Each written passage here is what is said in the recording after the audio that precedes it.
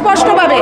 যদি কেউ মনে করেন যে আজকে বাংলাদেশ দেখবেন, বাংলাদেশ আজকে সংস্কার হচ্ছে, আজকে বৈষম্য বিরোধী আন্দোলন হয়েছে, কিন্তু আমরা শ্রমিকরা বৈষম্য প্রতিরোধের আন্দোলন করব, আমরা বিরোধী আন্দোলন করব না।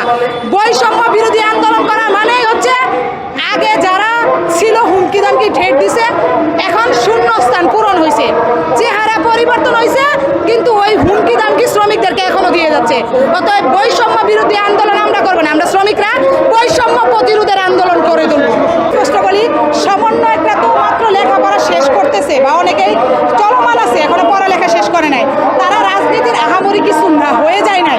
তারা যদি মনে করে তারা মির্জা ফখরুল ইসলাম আলমগীর হয়ে গেছে, তারা যদি মনে করে ওবায়দুল কাদের হয়ে গেছে, তাহলে আমাদের এই শ্রমিকরা, এই ছাত্র জনতারা আবার তাদেরকে প্রতিহিত করবে। একটা কথা বলতে চাই, আমরা সবাইকে সম্মানের সহিত বলতে